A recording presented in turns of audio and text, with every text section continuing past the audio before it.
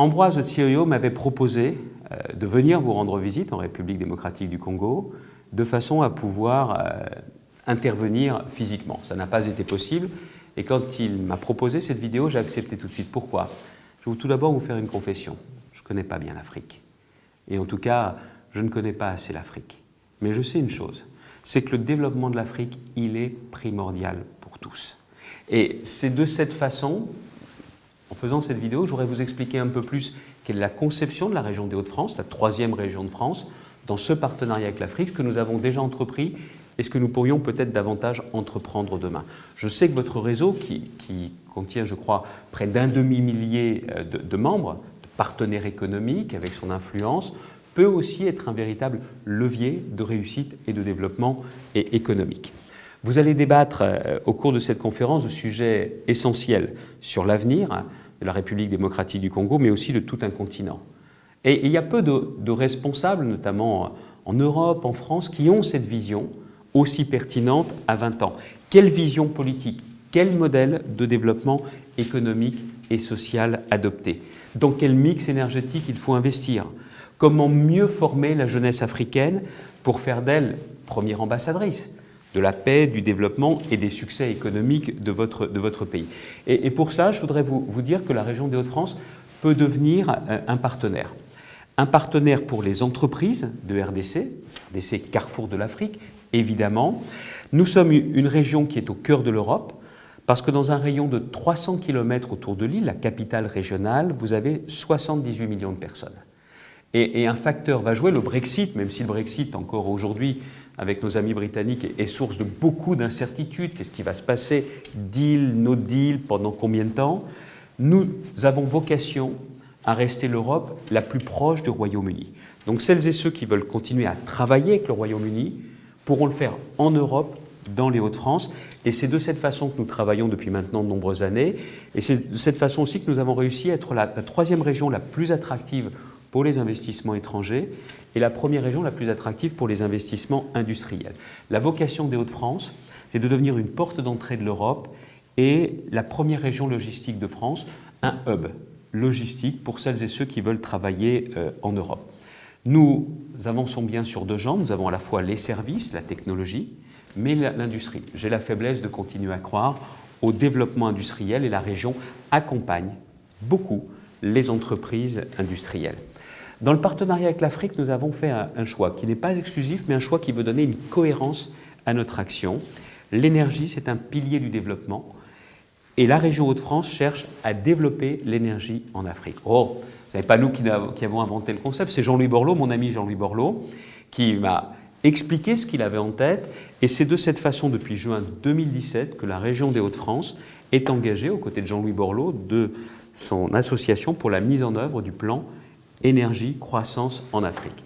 Avec à la fois un volet financier, on a fait un premier appel à projet pour plus de 600 000 €, et un volet de mise en relation. Et je vous donne, pour celles et ceux qui seraient intéressés, une date. Une date, le prochain forum des acteurs, le 17 décembre à Lille. Vous êtes les bienvenus. Souhaitez nous contacter. En ce qui me concerne, c'est très simple. xavier.bertrand@hautefrance.fr.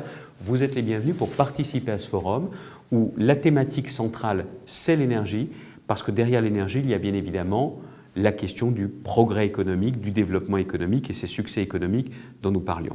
Notre soutien, au travers du plan, du programme de Jean-Louis Borloo, c'est soutenir des projets énergétiques concrets au bénéfice des populations des acteurs africains, applicables à court terme et reproductibles. On a reçu de nombreuses réponses à notre appel à projet en 2018.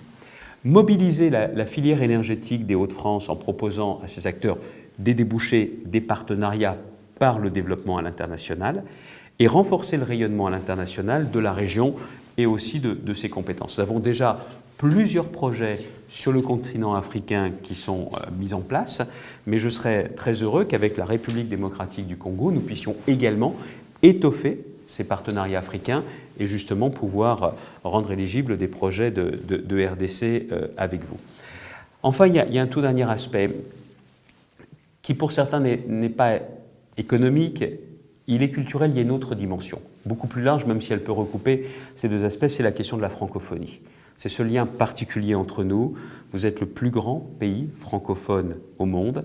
C'est une grande richesse culturelle. C'est aussi une formidable opportunité de rencontre et on peut davantage travailler ensemble. C'est dans la région des Hauts-de-France qu'il y a Villers-Cotterêts.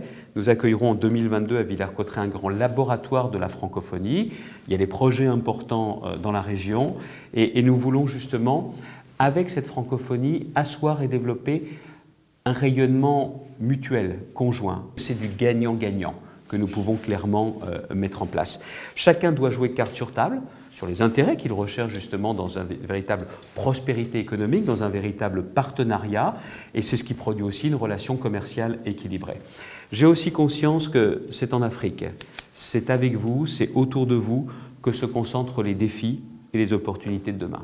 J'ai parlé de la lutte contre le changement climatique, des grands enjeux de santé publique.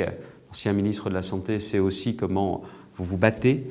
C'est la promotion de la paix partout sur le continent en luttant contre tous les extrémistes. C'est la stabilité, la cohésion sociale.